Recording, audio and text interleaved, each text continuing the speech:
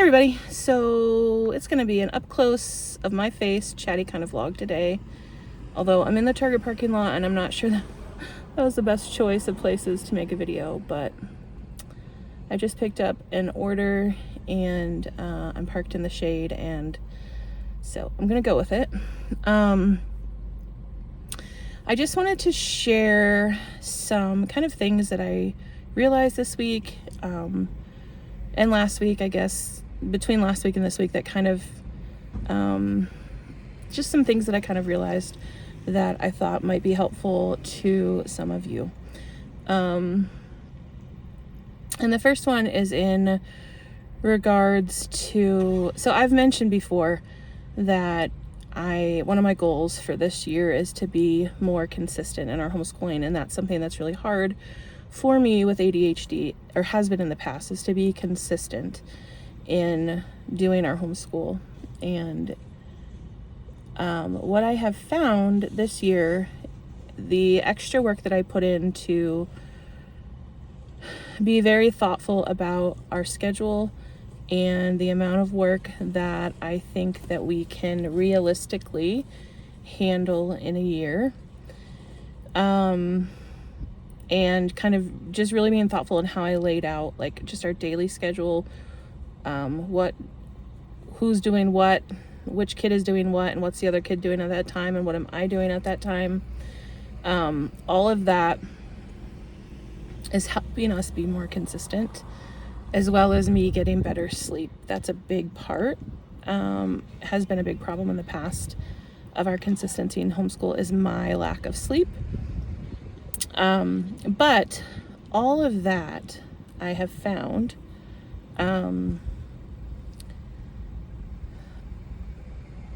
finding some consistency has allowed me to find the joy in the journey of homeschooling. Like, I'm enjoying the process of homeschooling. Now, I can tell you, I love curriculum. I love watching homeschool videos. I love different manipulatives. I love gathering all kinds of different ideas. I love all of it. But having a love for all of those things does not make me a good or consistent homeschooler. In fact, sometimes that contributes to making me a very inconsistent homeschooler, because I see all the cool things, I get all the cool things, and then I very quickly overcomplicate and overwhelm myself. And then we don't do anything, or that's at least has been an issue in the past. So just because I love all of those things, just because I love homeschooling and I love all things related to it, isn't enough to make me a good homeschooler. But because I was very organized when we started this year, I got everything organized. I really, as I said, was very thoughtful in how I laid out our schedule. Really tried to look at what didn't work last year and what changes could I make this year. All of that has allowed me to be more consistent, and that consistency has allowed me to find the joy in every day, looking forward to sitting down and doing school with my kids, not just looking forward to being at the end of the day and having checked off those boxes, which is, I would say, in the past, a lot of what it has been is I liked being done. I didn't enjoy the process. I enjoyed the final product. I don't know if any of this is making sense, but I feel like the two kind of go hand in hand.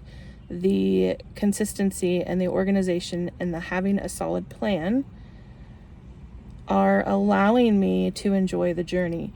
And part of enjoying the journey is seeing this growth in my kids, seeing the little day-to-day improvements.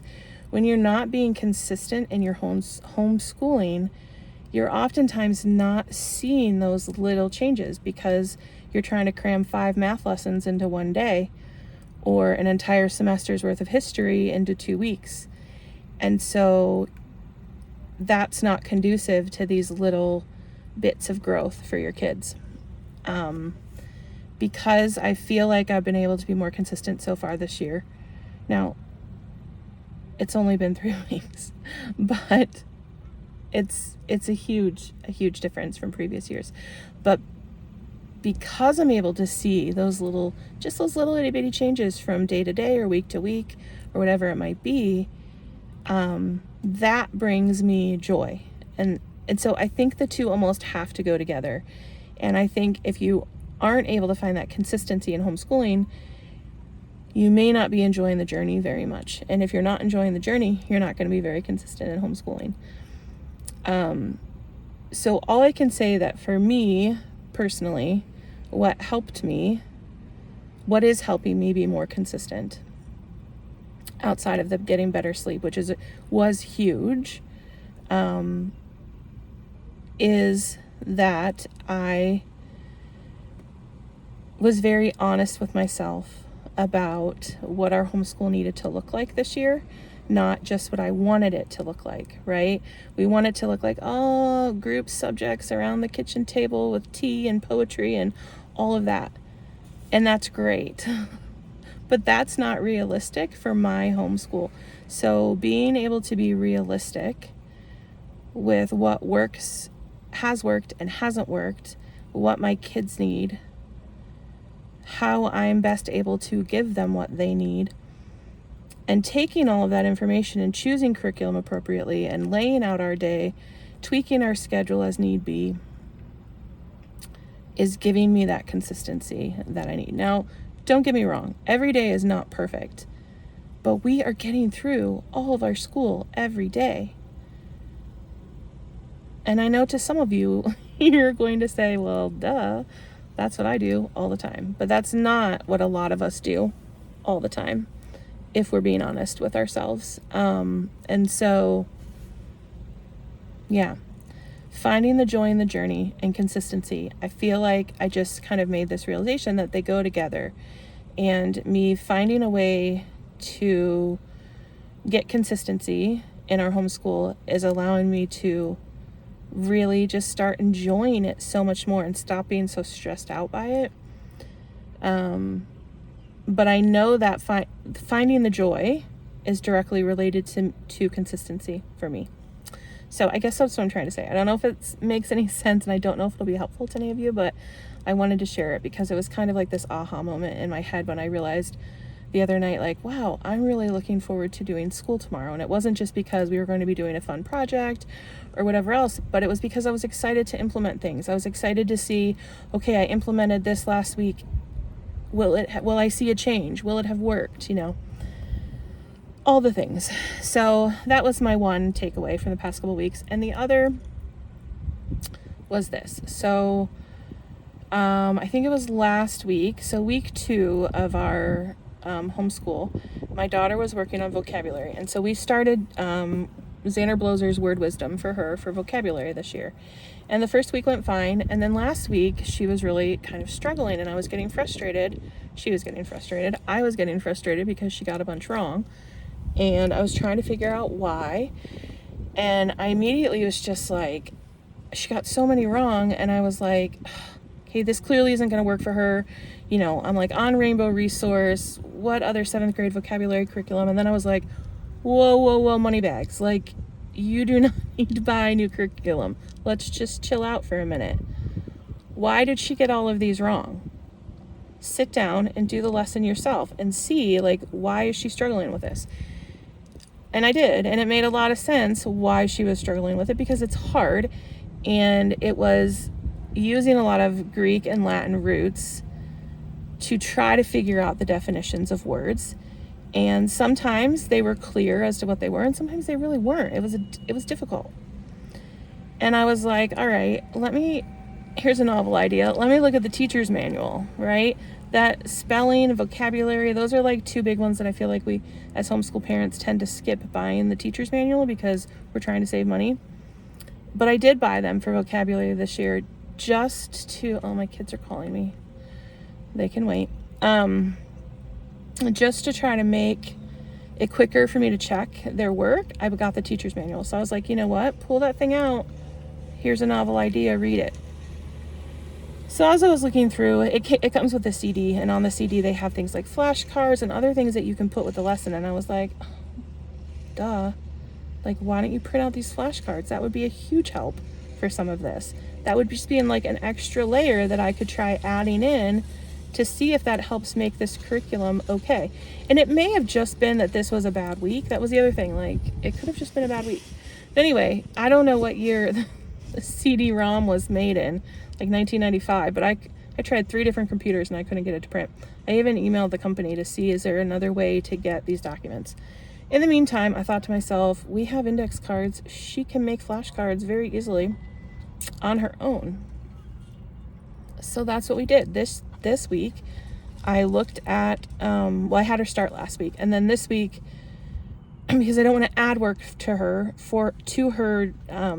lesson, because that stresses her out if she has like too much to do. So I kind of reassessed what the lesson looked like for the week, and I just tweaked how I laid out her assignments for the week, and I added in some flashcard making on one of the days, and then we're going to see how that goes. And what clicked in my head, that I guess the whole point, the reason I wanted to share this with you, is that one of the main reasons that we chose to homeschool was so that we could meet our kids where they are. And I feel like that's a reason a lot of people choose to homeschool, right? So that you can meet your child where they are. And how many of us are actually doing that? A lot of us are not, right? We're not meeting them where they are, because we want them to work independently, and we want to finish school by lunchtime, and all of these things, which honestly are not always feasible, depending on what your life plans are for your child. And so it was just kind of like this light bulb moment where I was like, hello, like, that's why you're doing this. Chill out. Don't drop it and go buy a new curriculum. See if there's a way you can tweak this. I need this reminder, I feel like, all the time. Meet her where she is.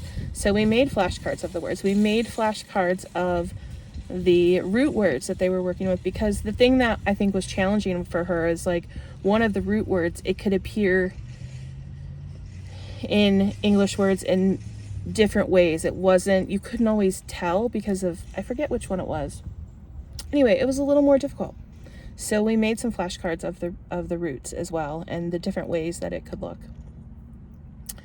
And I'm excited to see how that works. So you make a little tweak, and then you get to watch and see, did that work? Do I need to tweak something else? And that's part of enjoying the process as well. But that was just this reminder to me, like, this is why we're doing this, to meet our kids where they are. It's not to see if my child can teach themselves by reading a workbook and answering it and getting it all right. That's, not, well, I would argue that's not really teaching, but it's also not really meeting your child where they are, I don't feel like. So anyway, that was just kind of this realization that I had this week, that I thought someone else, my kids are calling me again. I can guarantee you it's not an emergency. I wish I could answer this and tell you, but I guarantee you they want time on the Switch. But I'm going to be home in like 15 minutes. They'll be fine. So anyway, those were kind of my 2 big kind of light bulb moments, my takeaway from the last week that I really just wanted to share. Every day is not perfect, but I am feeling good about every day. Also, just because school is going well, it's not going perfect, but that doesn't mean that the rest of my life is perfect. My house is a disaster. My room is a disaster. The living room is a disaster. My office area is a disaster. I've got clutter out the wazoo. Things need clean. My bathroom is disgusting. So I can only be good at one thing at a time is really what I've determined. I don't know. I hope to make baby steps. So this week I did meal prep the kids' breakfast and lunches for 5 days. That's a huge stress relief for me. Did I prep my breakfast and lunches? No. So I'm always hoping I can build on the successes that I've had, but that's really hard. I feel like when you have ADHD, I don't know, at least for me, I feel like I can focus in and make some progress in a couple areas, and then all the rest goes to hell.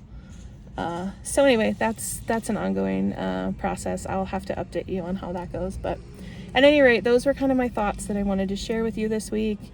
I hope you don't mind the chatty style, not focused, not very focused vlog, but they were just some things that were important to me that I thought might be something that one of you needs to hear, so I wanted to share it. All right, I'm gonna go see what my kids need, and I will talk to you guys down in the comments below.